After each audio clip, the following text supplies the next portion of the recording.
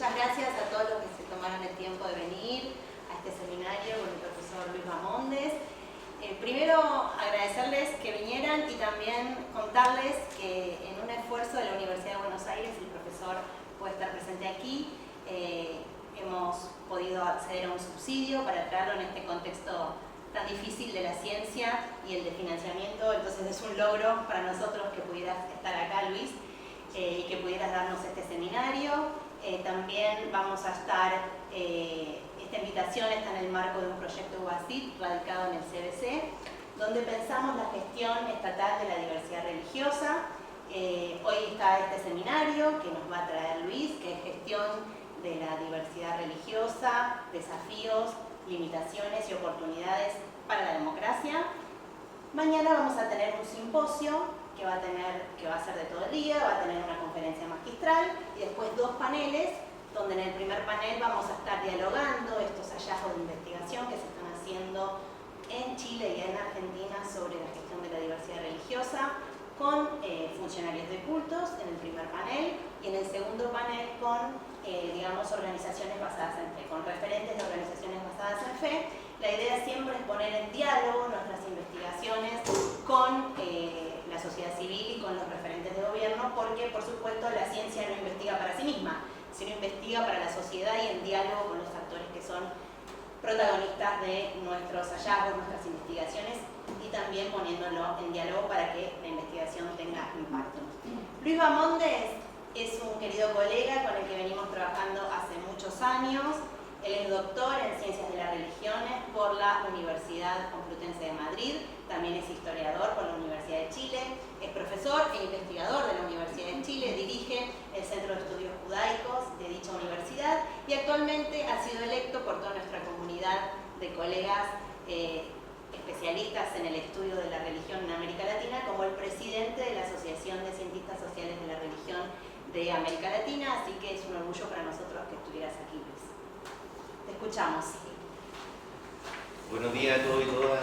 Primero que todo, darle las gracias a quienes organizaron esta actividad, en particular a Juan Esquivel, también a Mariela, las instituciones que respaldaron este evento. Y bueno, simplemente señalar que es un agrado venir cada vez que vengo, encontrarme con los amigos, poder compartir, siempre he tenido una muy buena acogida, una muy buena recepción por parte de todos, así que de verdad que feliz de estar acá acompañando. Contarles, a grandes rasgos, alrededor de 30, 40 minutos, qué es lo que hemos estado haciendo en relación a la temática en cuestión, respecto a la gestión de la diversidad religiosa en Chile. Y una de las primeras cosas que quiero comentarles es que cómo nace esta investigación que ya lleva alrededor de 2 años aproximadamente, donde me he reunido con encargados de las oficinas municipales, locales de asuntos religiosos, oficinas municipales de asuntos religiosos, OMAR, esa es como la sigla, que tienen distintas características, pero que en general la mayoría de ellos se identifican como evangélicos y que han sido colocados, instalados, llamados, por los alcaldes de turno a básicamente colaborar y contribuir en el desarrollo de lo que implica abordar, gestionar la diversidad religiosa.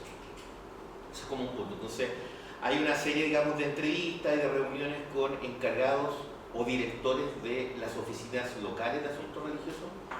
He tenido conversaciones durante, yo creo que bastante años, con prácticamente todos los directores nacionales de la Oficina de Asuntos Religiosos, que se ubica, en el Estado, propiamente tal. Y también, con algunos liderazgos religiosos importantes en el país, como ven este asunto de la diversidad religiosa, que para efectos de Chile es algo que es complejo, difícil, históricamente, negado, homogeneizado a partir de el peso que tenía el catolicismo, yo diría hasta que bien entrado el siglo XX, todavía había un peso muy importante a pesar de la separación Iglesia-Estado de 1925. Y para mostrarle aquello, simplemente una primera lana, no sé si Marita me puede ayudar, quise colocarle, esto en paralelo, estos dos extractos que están en las cartas constitucionales, la de 1833 y la de 1925. La de 1833 tiene una cuestión que es bien curiosa, llamativa, pero que ya da, de alguna manera, da un indicio de cuál es el tratamiento que el Estado chileno va a tener durante mucho tiempo con la diversidad religiosa. Si ustedes se fijan, identifica a la religión como del Estado, a la católica, la religión de la República de Chile, la católica apostólica romana para 1833, pero lo que me interesa es la segunda parte, con exclusión del ejercicio público de cualquier otra. Cuando habla con exclusión del ejercicio público de cualquier otra, no existe ninguna otra religión que pueda permitirse que logre visibilizarse, funcionar, accionar en el espacio público. Estamos hablando de 1833 y uno puede decir, ya bueno, son muy propios, digamos, de un catolicismo instalado al amparo del proceso también independentista, etcétera, etcétera, el surgimiento de la nación-estado ya más contemporánea, etcétera, etcétera, ya, por lo tanto, muy atrás. Vamos a la de 1925, y la de 1925 ya otorga elementos que son importantes, digamos, en términos diferenciadores. ¿Cuáles son esos elementos? Que en definitiva asegura que todos los habitantes de la República, la manifestación de todas las creencias, la libertad de conciencia y el ejercicio libre de todos los cultos, que no se opongan, y la parte importante, que no se opongan a la moral, a las buenas costumbres y al orden público. Entonces, claro, hay ahí digamos, una primera apertura, pero que termina siendo una apertura que es básicamente, yo diría que bastante políticamente correcta, pero en el plano real muy poco efectivo. Hay estudios que son interesantes, como los que ha llevado el colega chileno Miguel Ángel Mancilla respecto al mundo evangélico, o comillas, la diversidad de agrupaciones evangélicas, donde da cuenta de que a pesar de esta separación iglesia-estado y a pesar de esta apertura que se tenía, digamos, a esta libertad de creencia o libertad de culto, etcétera, etcétera, distintas denominaciones del mundo evangélico eran prejuiciadas por el catolicismo, prejuiciadas por el Estado, por la misma sociedad civil, tipificándolos como locos, como delirantes, como sujetos que ocupaban el espacio público a partir, digamos, de verdaderos estados de éxtasis, etcétera, etcétera. 1925. ¿Por qué coloco la de 1925? Porque es la constitución que va a llegar hasta 1980, que es la constitución de Pinochet, del dictador, y no va a tener grandes modificaciones el artículo en relación a lo religioso. Por lo tanto, la constitución del 25 es el origen de la constitución del 80 en el plano, digamos, de la religiosidad, y se mantiene en este mismo orden. No hay mayor variación. Recordemos que también Pinochet es un ferviente católico, y donde fundamentalmente lo que vamos a encontrar es esta idea, sobre todo, digamos, de el libre ejercicio de las creencias, comillas, pero sobre todo que no supongan a la moral, a las buenas costumbres y en particular al orden público. Por tanto, ahí hay un fuerte, digamos, reconocimiento a esas tres elementos. La próxima. Pero ya entrando en términos más concretos, lo que nos vamos a encontrar es que de 1925 a 1980 vamos a encontrar una primera modificación que es importante, que es la ley 19.638, que en Chile se conoce coloquialmente como la ley de culto. Ya estamos en democracia y hay una fuerte presión por parte de las agrupaciones evangélicas mayoritarias por intentar que tengan un reconocimiento jurídico igualitario con la Iglesia Católica. ¿Qué significa ese reconocimiento en términos jurídicos? Significa, por ejemplo, acceder a los mismos derechos. Exención tributaria, lograr que determinados bienes puedan ser entregados por el Estado en formato de comodato, por ejemplo, que se le invite, digamos, a las ceremonias públicas y por tanto se otorgue mayor visibilización. Cobran un mayor protagonismo, comienzan a acceder a cargos políticos, comillas, de segundo orden, pero importantes para lo que significaba la diversidad religiosa en el plano local, etcétera, etcétera. Y esa ley, la 19.638, lo que viene es otorgarle planos de igualdad jurídica a las distintas denominaciones religiosas en el país, equilibra la balanza entre católico, Iglesia Católica y el resto, pero por otra parte también da pie a una estructura para poder gestionar lo religioso desde el Estado. Desde 1925, la constitución que ustedes vieron en ese pantallazo es conocida como la constitución que va a generar la separación iglesia-Estado en Chile. Y por lo tanto, desde ahí en adelante se va a instalar esta idea de que el Estado es un Estado laico, porque se separó de la Iglesia, como si eso fuera automáticamente y sinónimo, separación iglesia-Estado, fuera sinónimo del Chile secular o del Chile laico. Sabemos perfectamente que no, pero eso es lo que por lo menos se instala en el plano de la sociedad civil. Y por lo tanto comienza estas primeras tensiones por parte de ciertos grupos políticos, en fin, que tiene que hacer el Estado con lo religioso. Y encontramos distintas visiones. La primera visión es cuando el Estado no tiene nada que hacer con lo religioso, por lo tanto lo que corresponde es básicamente la expulsión de lo religioso del espacio público. Otro, digamos, se van a inclinar porque lo religioso es más propio de lo privado, no de un rol estatal. El tercero va a considerar que es importante, y aquí viene un primer elemento, hacer un guiño a un creciente, comillas, mundo evangélico que va a votar en algún minuto. Porque la figura que todavía se establecía en Chile era que los evangélicos no votaban, que eran apolíticos y que en definitiva se restaban de procesos de elección, ya sea locales o la elección nacional. Entonces comenzó esta idea, que también lo han trabajado ustedes y en otros, los brasileños también, la idea, digamos, de cuestionar la imagen, comillas, del voto evangélico. Sabemos perfectamente que no existe, pero dentro de la clase política sí es algo que está muy instalado hasta el día de hoy en la sociedad chilena. La existencia real del voto evangélico que hay que capturar y para el cual hay que hacerle ciertos guiños por parte del Estado. Esto es transversal entre izquierda y derecha. O sea, la ley 19.638 es impulsada durante los gobiernos de Frei, Lagos, de alguna manera impulsada aún más durante el gobierno de Michelle Bachelet, con distintos guiños. El mundo evangélico considera, digamos, que tiene una diferencia tal con la Iglesia Católica que necesita más reconocimiento y logra que, por ejemplo, Michelle Bachelet le declare un festivo de reconocimiento dentro del calendario hacia el mundo evangélico, el 31 de octubre, por ejemplo. Entonces, surgen esta idea, digamos, como pequeñas señales. Logra que impulsar esta ley, que es la 19.638, claro, de igualdad jurídica, se instala y logra desde ahí hasta el día de hoy que todos los directores de la Oficina Nacional de Asuntos Religiosos, desde su constitución, el año 2007 hasta el día de hoy, todos tengan vínculos con el mundo evangélico protestante en el país. Son todos hombres, han sido todos hombres, y todos son de corriente protestante evangélica. No hay ninguna otra diversidad o, qué sé yo, agrupación religiosa presente en términos de su liderazgo. Y por otra parte, cuando el Estado comienza a construir esta Oficina Nacional de Asuntos Religiosos, bien desarticulada, sin saber mucho dónde colocarla, qué va a hacer, qué capacidades se necesitan para poder liderarla, todo muy a ensayo-error. Comienzan también los municipios, con distintos signos políticos, a darse cuenta, digamos, que comienzan a lograr mayor visibilidad a agrupaciones religiosas, en particular evangélicas, en sus territorios, y que eso le puede también demandar ciertos beneficios que son electorales.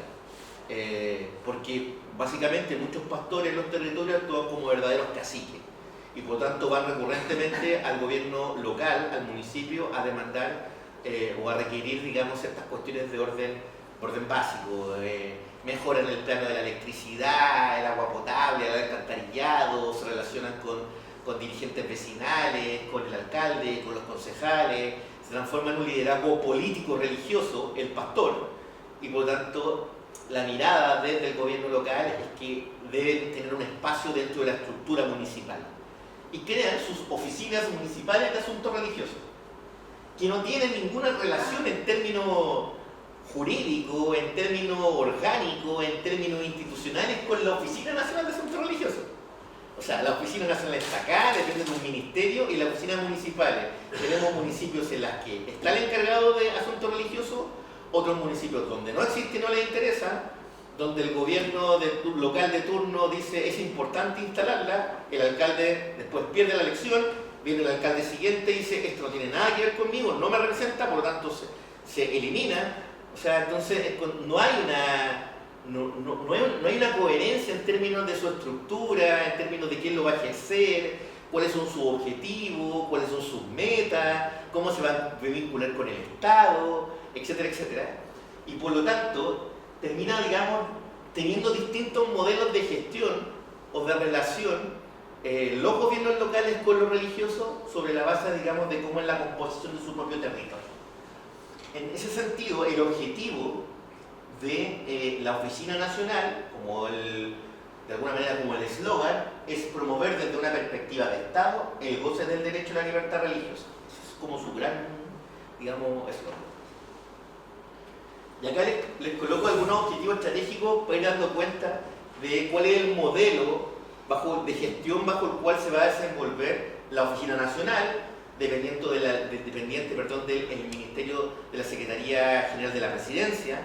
Ese ministerio lo que hace, está el presidente, está el ministro secretario general de la Presidencia, que lo que hace es el vínculo entre el Ejecutivo y el Legislativo.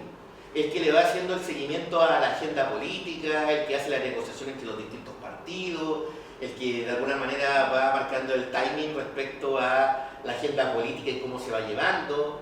Es una suerte como de agente que tiene mucha presencia en las sesiones del Congreso chileno y va viendo, digamos, cómo hacer coincidir la agenda legislativa con la agenda del Ejecutivo. Tiene ese rol como coordinador, además con el resto de los ministerios. En ese ministerio es que se ubica la Oficina Nacional de Asuntos Religiosos.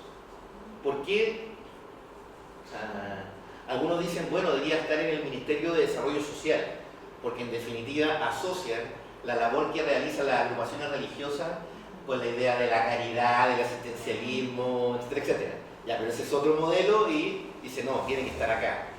En fin, hay una disputa ahí o se genera una disputa en su mismo. ¿Cuáles son los objetivos estratégicos de la Oficina Nacional? Promover la efectiva igualdad y libertad religiosa en Chile y propiciar el diálogo interreligioso. Si ustedes se fijan en los objetivos específicos, la mirada institucional estatal que hay respecto a la gestión de la diversidad tiene una doble entrada. La mirada es, la gestión se resuelve con cuestiones de orden jurídica, es decir, vamos a desarrollar reglamentos, normativas, vamos a intentar, digamos, la promoción de la libertad religiosa, vamos a reforzar la idea de que esto no solamente, digamos, el Estado se ve comprometido con la libertad religiosa que está consagrado en la Constitución, sino que hay también acuerdos y tratados internacionales que hemos respaldado en el tiempo y que también refuerzan esta misma postura. La idea de que el artículo número 18 de la Declaración de Derechos Humanos también aboga por la libertad religiosa, la libertad de creencia, etcétera, etcétera. Por lo tanto, estamos en sintonía. O sea, el primer argumento es la gestión se realiza desde lo jurídico. Y la segunda, que en términos ya prácticos, y ya no solamente en el orden normativo, es que esa gestión se lleva a cabo a partir de un modelo que es muy tradicional en Chile, que es el modelo del diálogo interreligioso. Diálogo interreligioso o encuentro interreligioso. Y no hay más. O sea, la gestión se reduce a lo normativo jurídico y a el encuentro o el diálogo interreligioso. Primer algo. Cuando me ha tocado conversar con directores de la Oficina Nacional de Asuntos Religiosos durante los años, o también con algunos directores locales de oficinas municipales de asuntos religiosos, coinciden en lo siguiente. Cuando se realizan estos encuentros de diálogo interreligioso, y hicimos un seguimiento, por ejemplo, a encuentros de diálogo interreligioso durante la década de los 80, principios de los 90, cuando Chile restauraba la democracia, ¿quiénes participaban? Participaba, primero, importante, convocaba la Iglesia Católica, el dueño de casa de la Iglesia Católica. ¿Y a quién convocaba? Convocaba, digamos, a un representante de la comunidad judía, que en Chile son mínimos, a un representante de la comunidad musulmana, que es mínimo, más pequeño inclusive aún, a pesar de que en Chile concentra el mayor número de palestinos fuera del territorio palestino a nivel mundial, pero no son digamos, musulmanes.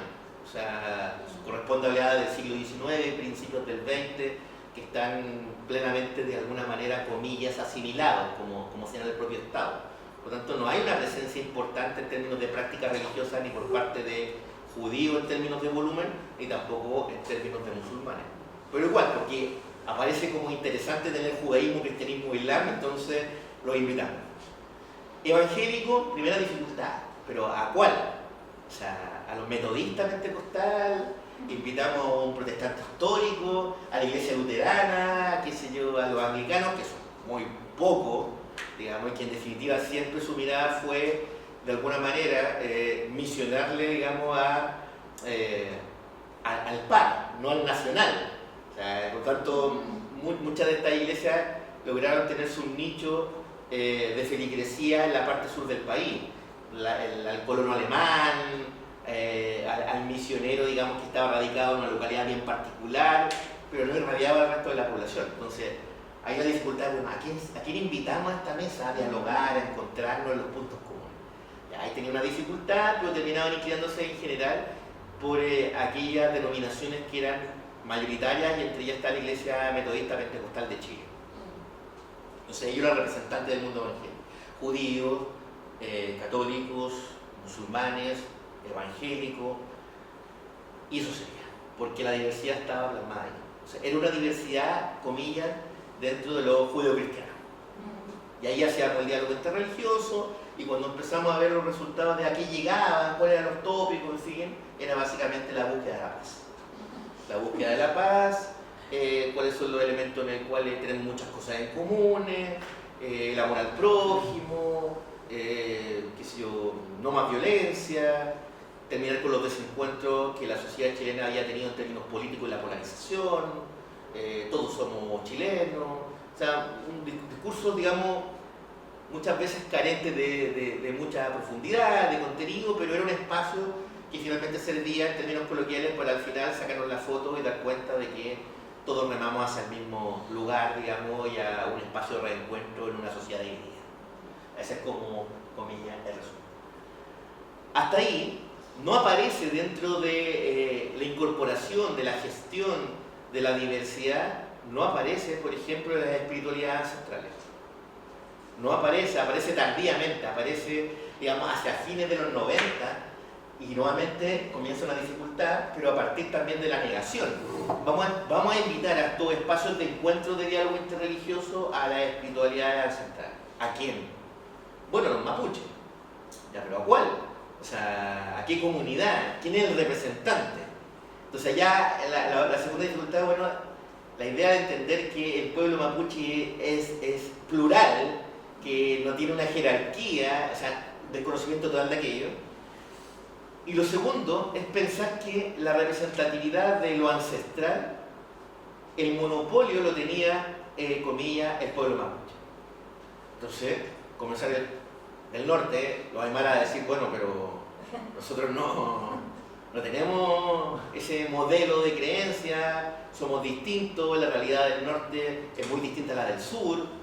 Por supuesto que también Rapa Nui es muy distinto a lo que ocurre en el continente, digamos, y comenzaron tibiamente, digamos, a manifestar que debían ser convocados y estar presentes en este tipo de encuentros. Bueno, ya, efectivamente sería importante quizá a lo mejor incorporarlo, y comenzaron a incorporarse. Entonces, lo que vamos encontrando es que se va de alguna manera incorporando a todavía este modelo bien simple, bien sencillo, bien precario de encuentro, de diálogo entre institución política, local, estatal, con la diversidad religiosa. Básicamente es una cuestión que es tentativa. ¿A quién invitamos? ¿Cómo lo hacemos? Pero ellos creen en lo mismo que nosotros, parece que no. Nos va a costar más dialogar porque los puntos de encuentro ya no es Dios, ya no es la iglesia, ya no es el texto bíblico, etcétera, etcétera, y ahí comienzan, digamos, ciertas tensiones.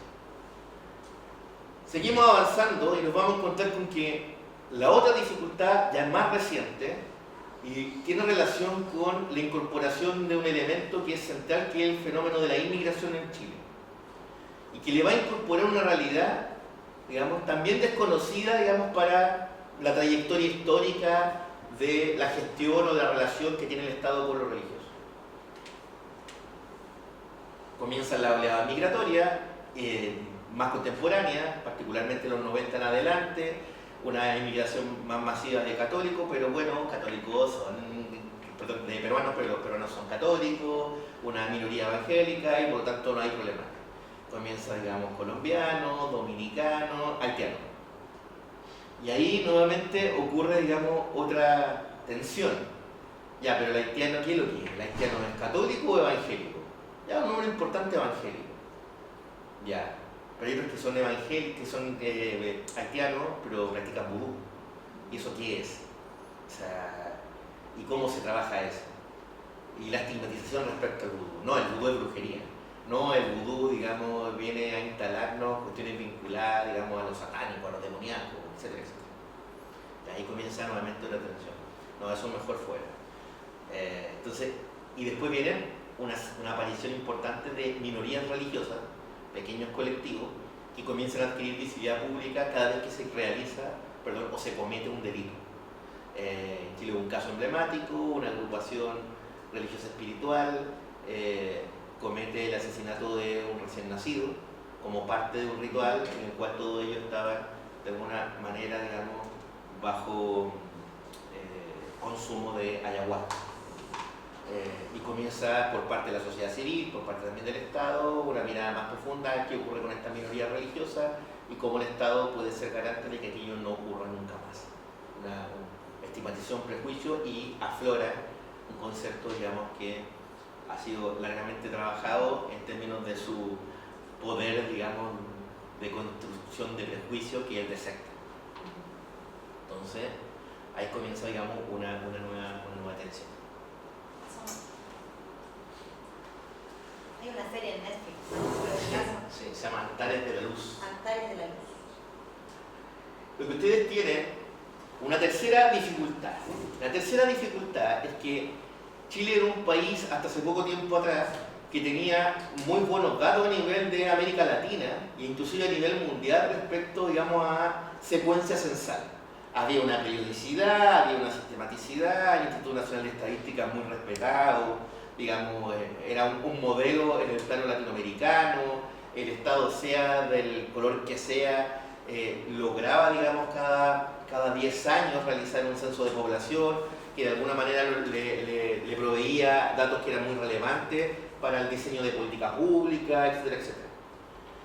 El último censo que Chile tuvo, donde la pregunta de religión es una de las preguntas que ha tenido mayor permanencia dentro de la estructura censal en Chile.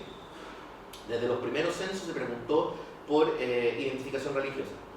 ¿Qué es lo que ocurrió? El último censo que tenemos con la pregunta de religión fue el año 2002, hace más de 20 años. El censo que posteriormente se debía llevar a cabo es el del 2012. Ahí sale el expresidente Piñera y dice: vamos a hacer el mejor censo de la historia. Siempre muy grandilocuente el expresidente Piñera, y resulta que dice eso, se realiza el censo, a mí me tocó censar porque soy funcionario público, de censar, se preguntaba por religión, había datos que eran interesantes ahí, esperando los resultados, y el Instituto Nacional de Estadística tiempo después dice: hubo un problema, no logramos levantar la cantidad de datos suficiente, hubo problemas técnicos en el levantamiento del dato, y por lo tanto, por primera vez en la historia, el mejor censo de la historia llegó a ser el peor censo de la historia, y en definitiva Chile se queda sin datos, digamos, censados. El del 2012 es un censo inválido, fue declarado por el Instituto Nacional de Estadística.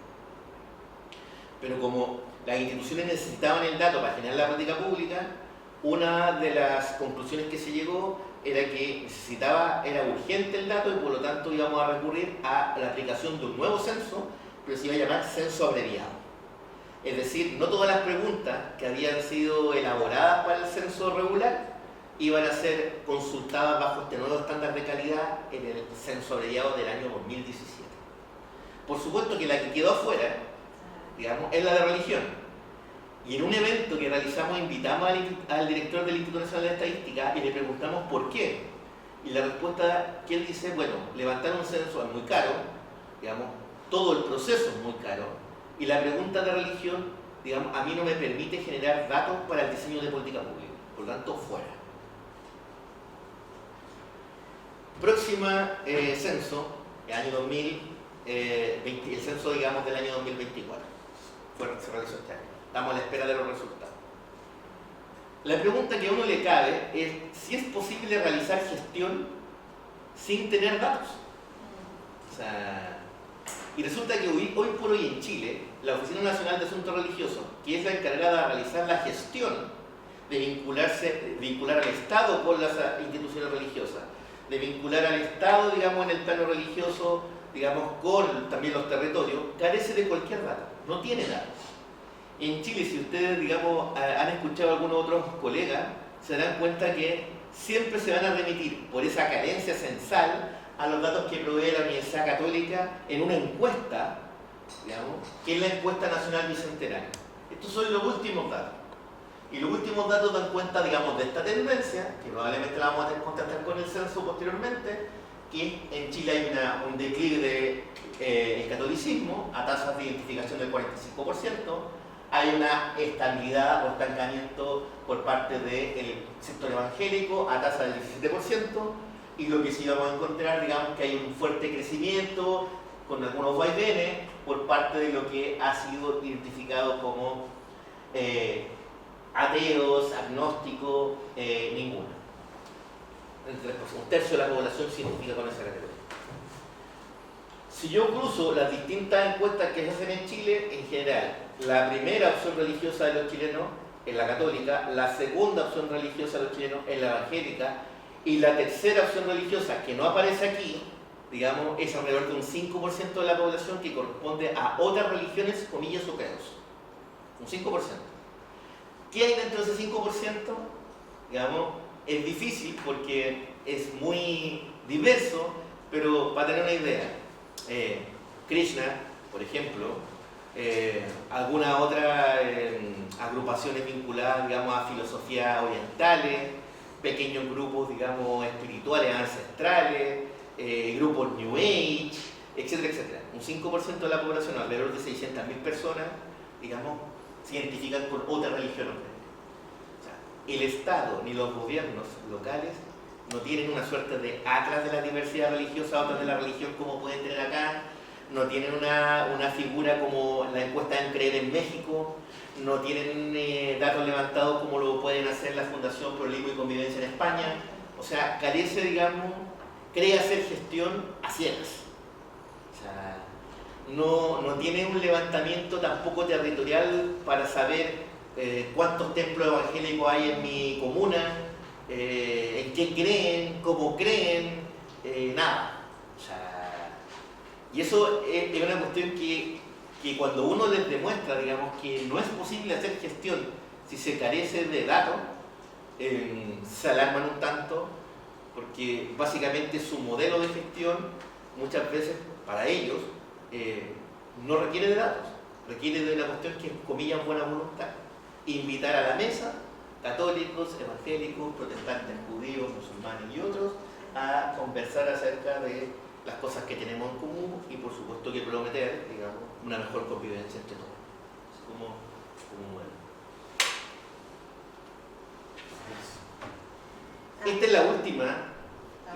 Este es el espécimen, el documento, digamos, que se testeó, que fue la que se aplicó este año. Y que tiene cuestiones que son interesantes porque no se había preguntado, digamos, en términos de visibilización de esta diversidad.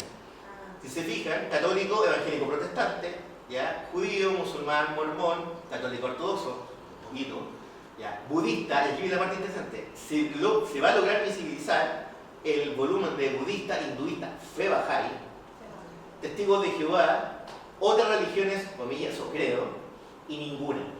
El otra religión o credo tiene una deriva que te va a permitir, digamos, que esa bolsa tenga un nivel de especificación. Pero estos datos recién vamos a contar ahora. O sea, desde la Oficina Nacional de Asuntos Religiosos del año 2007 hasta el año 2024, no hay datos con los cuales poder hacer gestión en términos efectivos. La próxima.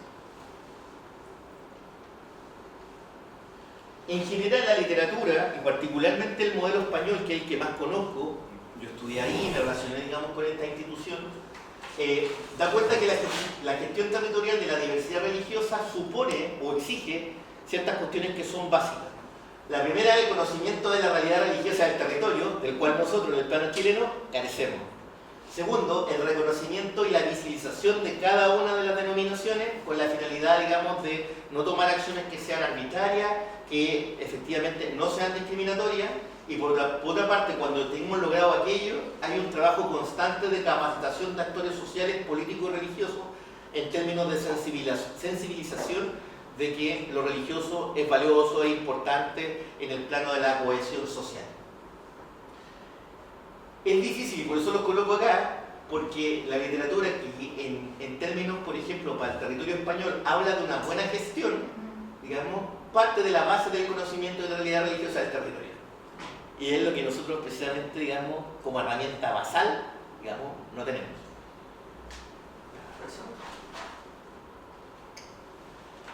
Cuando vamos a algunos tips más rápidos respecto, digamos, a qué es lo que hemos podido levantar, digamos, como momentos de tensión o tópicos que aparecen recurrentemente cuando uno trabaja con gobiernos locales vinculados a la temática de asuntos religiosos, es el constante guiño electoral. Esta idea se acerca a las elecciones y por lo tanto nosotros como municipio tenemos que hacer ciertos gestos con agrupaciones religiosas para, de alguna manera, a través de ese gesto, llegar a un electorado que pareciera ser que ellos conocen muy bien y que de alguna manera podrían, de alguna manera, comillas, domesticar. Segundo, ese mismo vínculo muchas veces crea, digamos, un clientelismo en términos políticos. Pastores que se ven de alguna manera comprometidos con cierto liderazgo político, con cierto alcalde de turno, alcaldes que se sienten muy comprometidos con ciertas agrupaciones religiosas y por tanto sienten ambos que se deben unos al otro y por lo tanto van generando de alguna manera que algunas agrupaciones religiosas tengan mayor protagonismo en la comuna que otras, inclusive siendo, digamos, de la misma confesión religiosa, porque hay un pastor que es más cercano al alcalde, pero el otro, digamos, rechaza al alcalde, porque hay un pastor, digamos, que considera que la agenda del alcalde es beneficiosa para la comunidad y otro que considera, digamos, que es nociva porque su partido está vulnerando preceptos que son fundamentales dentro de mi propia religión, la ley de aborto, eutanasia, etcétera, etcétera. Por lo tanto, se generan ahí ciertas tensiones y disputas. Solamente para graficarlo también, tensiones respecto a las políticas locales y políticas públicas vinculadas a la diversidad sexual. Me comentaba un encargado de la Oficina de Asuntos Municipales de una comuna que había tenido un problema importante cuando al alcalde se le ocurrió izar la bandera de la diversidad sexual, porque fueron distintas comunidades religiosas a decirle que no participaban más en las instancias que él convocaba, porque esa bandera era una ofensa, digamos, para su confesión religiosa. Que era un alcalde, digamos, que, comillas, estaba amparando la ideología de género. Pasan 2 semanas y aquellas agrupaciones religiosas le van a pedir al alcalde que por favor genere un espacio para izar la bandera del mundo evangélico, de la religión cristiana, lo denominan de distintas maneras. Una bandera blanca, que tiene una cruz, claro, y que sería importante, digamos, porque ese es un sello, es algo, digamos, que significa un reconocimiento, digamos, a la comunidad evangélica del territorio. No sé si genera tensiones por ello. Hay una desconexión, digamos, evidente entre lo que el Estado quiere realizar en materia religiosa y por otra parte lo que los municipios están realizando acá. No hay un vínculo institucional ni nada al respecto. Hay una fragilidad institucional por parte de las oficinas municipales de asuntos religiosos, que es lo que les comentaba, dependiendo del alcalde de turno, de ahí depende su existencia. Del alcalde de turno depende, digamos, el acceso a determinados recursos. Por tanto, funciona en muchos casos de manera ocasional, dependiendo del territorio, no hay homogeneidad en una comuna que puede estar al lado de la otra, no hay diálogo entre una y otra, carecen de datos, etcétera, etcétera. Por lo tanto, hay una dificultad ahí que es muy, muy importante. Les voy a colocar otro ejemplo donde en Chile, donde ciertos municipios han encontrado que lo religioso parece ser una puerta de entrada para abordar un fenómeno que en el caso de Chile es creciente y que genera elementos de tensión, que es el tema migratorio. Muchas municipalidades han visto que el fenómeno de lo migratorio, lo religioso tiene un rol muy importante, sobre todo, digamos, en la acogida, en el primer encuentro. El Estado no tuvo capacidad en un inicio para poder de alguna manera darse cuenta y resolver ciertas problemáticas que venían con la población inmigrante. Problemas, por ejemplo, de inmigrantes que no conocían la lengua. El haitiano, digamos, que solamente decía monosílabo, no manejaba el español y por tanto eso dificultaba que él pudiera acceder a los servicios públicos porque no dominaba el idioma. Lo que fueron encontrándose es que las instituciones religiosas actuaban, digamos, como redes de apoyo, lograban paliar la incertidumbre de muchos de los inmigrantes y a través de las agrupaciones religiosas se generaba el aprendizaje de nuevos códigos culturales, incluido, digamos, el propio idioma. En Chile es muy reconocido el Servicio Jesuita Migrante como la primera entidad que logró capturar, digamos, que se venía un fenómeno para el cual Chile no estaba preparado, digamos, en su conjunto, el Estado, digamos, de ninguna manera, que era la inmigración masiva de venezolanos, dominicanos, haitianos, colombianos, qué sé yo, las inmigraciones ya históricas que tenía de peruanos, en la frontera norte también tránsitos permanentes con Bolivia, etcétera, etcétera. Y por lo tanto se dio cuenta de que la religión era un recurso, una manera de entrada para vincular a aquellos que estaban fuera del sistema, que estaban en condición de irregularidad, pero a los cuales también había que proveerles ciertos servicios básicos como el acceso a la educación, la vivienda y algunos otros derechos, digamos, obviamente básicos. Entonces, el municipio en muchos casos comenzó a valorar el papel que tenían las instituciones religiosas en su comuna, no porque viera algo particular en ellas, en términos, digamos, regulares, sino que la comenzó a valorizar cuando se dio cuenta que tenían una mejor llegada con los inmigrantes que la que podía tener el Estado y la que podía tener ellos, como un primer punto. El segundo elemento donde el municipio se comenzó a dar cuenta que era importante comenzar a establecer vínculos fue cuando se dio cuenta que en muchos territorios ellos no tenían capacidad de entrada al territorio porque eran territorios, digamos, muy violentos, muy peligrosos, la policía tampoco lograba entrar, el Estado no tenía presencia en el interior de esos territorios, pero sí tenía la iglesia evangélica y por lo tanto la presencia estaba dada por el narco y la iglesia evangélica. Hace poco salió una investigación de un destacado cientista político uruguayo, pero que tiene una larga trayectoria en Chile, se llama Juan Pablo Luna, que se llama Democracia Muerta, como preguntándose aquello, y da cuenta, digamos, cómo en su trabajo de campo le consulta a algunos pobladores, sectores, digamos, difíciles, peligrosos, y ellos le otorgan una valoración muy importante, por ejemplo, a la caja de mercadería, de productos, en fin, que le lleva el narco con la finalidad de congraciarse. Y dice, esta caja sí, porque esta caja trae, digamos, no solamente trae fideo y aceite, que es la caja que provee el municipio o el Estado. Esta caja trae proteína, trae pescado y carne. Como dando cuenta de que efectivamente tanto el mundo evangélico como en este caso también los grupos delictuales tienen una fuerte presencia de reconocimiento en el territorio, los territorios conflictivos y el Estado ninguno. La municipalidad logra captar aquello y por lo tanto en muchos casos lo que hace logra de alguna manera canalizar cierta ayuda a través de la agrupación religiosa con la finalidad de que puedan llegar hacia, digamos, estos sectores más precarizados, pero con la dificultad que tiene que el pastor de turno comienza de alguna manera a engrandecerse en términos, digamos, también del poder que tiene, porque es él quien logra tener acceso, digamos, a esos recursos y de alguna manera visibilizar sus acciones ante la sociedad civil.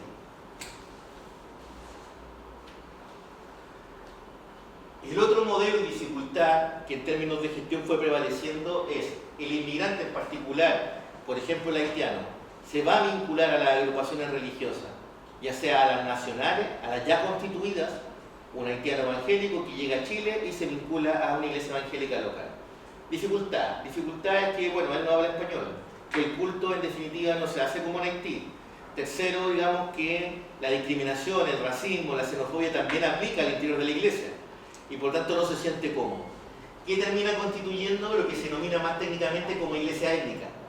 Ahora, esa iglesia étnica, el municipio muchas veces, digamos, aportó recursos y apuntó que ahí estaba una solución para que estas personas que venían de fuera se sintieran realmente acogidas, digamos, por Chile, por nuestra comuna. Y por lo tanto les vamos a entregar un terreno, les vamos a ayudar a que construyan su iglesia, inclusive vamos a entregar algunos aportes para que ellos puedan traer al pastor de Haití a Chile y por lo tanto cuando me ha tocado ir a este tipo de iglesia étnica es el culto creol, cómo se realiza en Haití, con la música de Haití, con el pastor de Haití, donde todos somos haitianos, no hay prácticamente chilenos, cero, y por tanto se transforma en una suerte de gueto.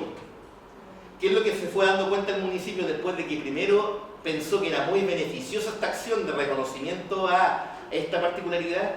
Que aquellos que se volcaban a este tipo de iglesia presentaban mayores dificultades después de inserción. Les costaba más, digamos, aprender español, carecían de redes, por ejemplo, para redes laborales, que tenían mayores procesos de dificultad para entender, digamos, de alguna manera los códigos culturales locales, vivían, digamos, de alguna manera en esa suerte, digamos, de gueto. Y por tanto ahí sí, esto que aparecía en un principio como la solución para trabajar con este grupo en particular, después, digamos, fue mirada con mayor recaudo, digamos, de que al parecer no es tan beneficioso entregar todos los recursos porque los terminamos aislando. Se fue generando esa dificultad. Y por lo tanto hay algunos principios que en general en los modelos de diversidad religiosa y espiritual del espacio público han establecido, que es el del reconocimiento, el de la adquisición del derecho y por otra parte, digamos, el del respeto. Hay un elemento, sí, que lo rescato del texto de Peter Berger, que me parece interesante y que yo se lo he preguntado, digamos, a los agentes de diálogo interreligioso, que es cómo van a trabajar con esa otra minoría que ya no es tan minoría, que son, por ejemplo, el ateo, el agnóstico, el creyente sin religión, etcétera, etcétera. O esos quedan fuera del marco del diálogo, del encuentro, de la gestión. Y ellos dicen, bueno, es que si ellos no están constituidos, ellos no pueden participar. Y digo, ya, pero ellos también forman parte de la comuna, ellos también, digamos, tienen una mirada acerca de ustedes, etcétera, etcétera. Aparece ahí como un elemento todavía de vacío respecto a cómo van a abordar una población creciente que se manifiesta muchas veces como desinstitucionalizada. En consecuencia, el modelo de gestión que ha primado en Chile es el modelo del diálogo interreligioso, digamos, y la propuesta nuestra que le hemos presentado a muchos de los gobiernos locales avanzar a la gestión de la diversidad religiosa espiritual y no quedarse simplemente con la del diálogo ya, digamos, como un hecho políticamente correcto. Ahora, esto implica, digamos, desarrollar un modelo de gobernanza, evitar reducir las problemáticas o diferencias entre actores religiosos solo a soluciones que provee el ordenamiento jurídico, y el tercero es valorar la capacidad de agencia de los sujetos religiosos más allá de la institución religiosa. Les hemos explicado estos tres elementos, aparece, digamos, como algo que para algunos de ellos es más atractivo que para otros, sobre todo la idea de reducir las problemáticas o diferencias entre actores religiosos, limitándolas solamente al ordenamiento jurídico, porque hay una serie de tensiones que se generan y que no son constitutivas, digamos, de vulneración de la ley, pero siguen siendo un problema. La próxima. Y por tanto, una de las cosas que nos aparece, digamos, de manera constante, cuando hemos levantado datos, es la valoración de lo religioso espiritual por parte de los gobiernos locales. Lo hemos sistematizado a partir de determinadas categorías. El primero de ellos, digamos, que lo religioso sería beneficioso en la medida, digamos, que logra generar espacios de cohesión social, de movilización y participación, de mayor convivencia y de alguna manera previene la guetización, el enclaustramiento. Esto se ve respaldado con cifras que son interesantes del Programa de Naciones Unidas para el Desarrollo, en un informe que es el informe de calidad de la democracia, donde da cuenta que en Chile los individuos, los ciudadanos participan poco en instancias de orden colectivo, muy poco. En Chile no tiene fortaleza los sindicatos, en Chile no tienen fortaleza las instituciones, digamos, las agrupaciones, el chileno no participa. Es, comillas, una mala herencia del proceso dictatorial. De los 90 en adelante, digamos, muy poca gente participa en partidos políticos, en general no hay una participación del chileno o la chilena, digamos, en instancias de orden colectivo, formalizada. Pero a pesar de que participan poco en instancias de orden colectivo, el informe de calidad de la democracia da cuenta que el 20% de la población sí participa en instancias de orden colectivo y corresponden, digamos, a agrupaciones religiosas. En el Chile secular, digamos, las personas participan mayoritariamente en agrupaciones religiosas y no en agrupaciones de orden político partidista o sindical, etcétera, etcétera, como un dato. Sin embargo, si los gobiernos locales están muy conscientes de que esto que es beneficioso, digamos, para la sociedad civil, para la comunidad, en fin, también tiene, en términos de diagnóstico, ciertas trabas, que es la generación de discursos de odio por parte de las agrupaciones religiosas locales respecto, por ejemplo, a las minorías sexuales, a la diversidad sexual, etcétera, etcétera. Por otra parte, establecen todavía discursos donde se instala la idea de la superioridad moral, digamos, donde consideran que nosotros como institución religiosa estamos por sobre lo que el gobierno local y el Estado pueden llevar a cabo, y por lo tanto realizan una serie de acciones de censura o de clausura respecto a discursos que están presentes en la sociedad civil y que por supuesto, digamos, no son parte del diálogo democrático. De esto están conscientes, no tienen muy claro qué se hace con esto, cómo se trabaja esto, porque el diálogo interreligioso, curiosamente, no aborda los espacios de tensión que pueden haber, solamente aborda los espacios, digamos, de encuentro, de punto común, en fin, no los espacios, digamos, de desencuentro. La próxima. Entonces, cuando le hemos propuesto, por ejemplo, algunas acciones necesarias que son parte de lo que implica un seguimiento de un modelo de gestión básico, digamos, a los municipios en general se quedan en lo siguiente. La idea del modelo básico es comprender el conflicto religioso, tomar una decisión respecto al conflicto religioso, explicar por qué sucedió el conflicto religioso, finalizar, digamos, con algún tipo de recomendación o resolución, de aquí en adelante esto es lo que va a primar, y por lo tanto sacar el aprendizaje, digamos, para que esto no vuelva a ocurrir en el futuro. ¿Qué es lo que ocurre? Es que en definitiva logran quedarse en los dos primeros estadios, en comprender qué es lo que está ocurriendo acá y tomamos una decisión. No hay ningún tipo de seguimiento, de explicación, de alguna manera de nutrirse de la experiencia, nada, y por lo tanto les vuelve a pasar una y otra vez la misma problemática, no hay ningún tipo de registro, no hay ningún tipo de sistematización, nadie sabe, digamos, qué aprendimos de la experiencia pasada, etcétera, etcétera. En el caso de Chile, por ejemplo, la próxima, se están implementando, yo diría que recién, algunas cuestiones que están vinculadas a este modelo, que es el modelo conocido como el modelo canadiense, que es el modelo de las prácticas de armonización, donde en Canadá se dan cuenta de que en definitiva no todos los conflictos interreligiosos o los conflictos entre distintas denominaciones religiosas se van a poder resolver por el plano jurídico, porque muchos de los conflictos no implican la vulneración o la comisión de algún delito. Por ejemplo, si lo colocan en alguna de la literatura, en una sinagoga, digamos, ortodoxa, se le instala frente a la sinagoga un gimnasio, donde las mujeres van, digamos, ligeras y los hombres ligeros de ropa, estos gimnasios, digamos, qué sé yo, clásicos, donde es casi puro vidrio, y la gente desde fuera puede estar viendo qué es lo que están haciendo, qué actividad están haciendo. Entonces imaginemos lo que es tener la sinagoga ortodoxa acá y tener este gimnasio que muestra el cuerpo, digamos, frente a frente. Entonces decían, bueno, pero ahí tenemos un ejemplo, decían los canadienses, donde esto no se va a resolver, digamos, por una cuestión de orden jurídico, porque el gimnasio no está vulnerando ninguna ley y la sinagoga no está vulnerando ninguna ley, pero el conflicto lo tengo, la tensión lo tengo, entonces ¿cómo lo resuelvo? Digamos, le aplico una sanción, pero ¿una sanción de qué? Si no, tampoco está vulnerando ninguna norma, digamos, municipal. Y ahí es donde aparece este modelo, que es la idea de las prácticas de armonización, que tiene distintos niveles. El acuerdo informal es básicamente son acciones de mediación, en realidad, ¿ya? El acuerdo informal implica básicamente actuar en momentos, digamos, donde no hay comisión ni vulneración de la ley. No hay vulneración de la ley, no hay comisión de ningún delito, como el que acabo de señalar como un ejemplo.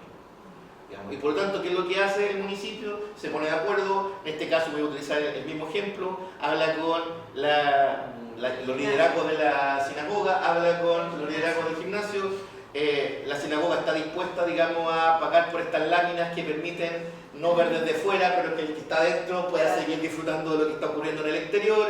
Por lo tanto, a costo de la sinagoga se logra, digamos, poner esta lámina y cumple, digamos, con lo que la sinagoga cree, cumple con lo que el gimnasio quiere, a costo de uno, beneficiando también al otro, beneficio mutuo. Ya, ahí, digamos, básicamente, quien llega a ese acuerdo es el agente territorial municipal que logra buscar una solución de mediación entre estos dos, digamos, estos dos agentes. Pero ahí no hay vulneración de delito, ni norma, ni nada. El ajuste concertado es una segunda acción donde se aplica frente a la posibilidad de que exista una vulneración de alguna norma o de alguna ley. Yo coloco siempre este ejemplo. Yo trabajo en el Centro de Estudios Judaico, y en el Centro de Estudios Judaico ahí teníamos a una de nuestras colegas judía. A mí se me ocurre hacer una reunión como director del centro a las 8 de la noche, el día viernes, yo no estoy cometiendo ningún tipo de norma, está dentro de mi horario laboral, en fin, pero genera un momento de tensión porque mi colega es religiosa practicante, Shabbat, y por lo tanto ella quedaría excluida de la toma de decisiones que yo voy a tomar con mis colegas en ese minuto. Ella podría, digamos, estamos en el límite de que ella podría considerar que está siendo vulnerada su libertad religiosa y que por lo tanto afecta también el plano de lo laboral, pero estamos en el límite. Y por lo tanto, como estamos en el límite entre que vulnero o no vulnero la ley, que paso a llevar un derecho o no, se realiza un ajuste concertado. Yo hago la reunión el día viernes, para seguir con el ejemplo, pero la hago a las 3 de la tarde. Logro hacer la reunión, ella sigue participando, no hay vulneración de algún derecho, es el mismo día, participan mis colegas, en general, digamos, algún tipo, comillas, de acuerdo. Nuevamente, actúa la idea de la mediación. Y el tercero, que ya es el nivel más macro, es el acomodo razonable. El acomodo razonable se vincula a la excepcionalidad de la ley y que en distintos países ya existe. En el caso de Chile, cuando el servicio militar era obligatorio, todos teníamos que pasar por el cantón de reclutamiento, digamos, registrarnos, era obligatorio una vez que uno cumplía la mayoría de edad. Digamos. Pero había una excepcionalidad de la ley. Y esa excepcionalidad de la ley, por ejemplo, comillas, beneficiaba a los testigos de Jehová. Los testigos de Jehová no hacían el servicio, ni siquiera durante dictadura. Excepcionalidad de la ley, por ejemplo. No sé si ustedes saben, pero por ejemplo, en Londres, la policía local, digamos, hay muchos Sikh. Y el policía local porta el corvo ritual, pero la policía local tiene prohibición por ley, digamos, el porte de armas, por eso solamente porta el bastón retráctil. ¿Ya? Pero hay una excepcionalidad en la ley, digamos, para que esta persona porte esa daga que es ritual, que es un cuchillo, digamos, o para que el policía, digamos, en Londres, el Sikh, mantenga su turbante, pero puede andar en moto vulnerando la ley del tránsito que te exige, digamos, utilizar el casco.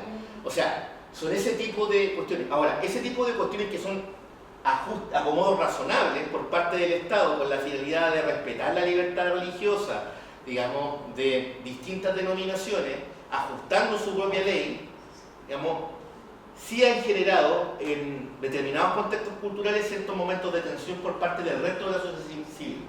Porque la ley es igual para todos, pero bueno, pero en estos casos no es igual para todos. Entonces, genera por parte del resto de la sociedad civil, digamos, una mirada crítica de por qué ellos no. Entonces, ahí hay una falta también de manejo, pero cualquiera de los tres modelos pareciera ser que actúa de manera bastante razonable en relación, digamos, a lo futuro. Y finalmente, algunas reflexiones. Creo que es importante desarrollar capacidad de gestión de la diversidad religiosa del territorio. También levantamos datos que en general los agentes de diálogo interreligioso, los agentes de encuentro interreligioso, los directores de oficina de municipales de asuntos religiosos, a grandes rasgos, no tienen competencia técnica en la temática en cuestión. Son muchas veces pastores, gente que tiene muy buena voluntad pero no tiene la expertise, gente vinculada, digamos, a la iglesia, algún tipo, digamos, de persona que es más carismático que otras, con vínculos territoriales, pero no tienen capacitación, digamos, en este tipo de cuestiones. La municipalidad muchas veces asocia que como es religioso, tiene que ser esa unidad liderada por un religioso. O sea, reduce lo religioso, digamos, a la iglesia, de alguna manera o tema. Lo otro que nos hemos dado cuenta es que hay mucho reduccionismo respecto, digamos, a que las agrupaciones religiosas me interesa congraciarme con ellas por parte, digamos, desde el municipio hacia las instituciones porque son buenas, porque logran tener programas asistenciales que son beneficiosos, de lo cual yo también me puedo beneficiar como institución.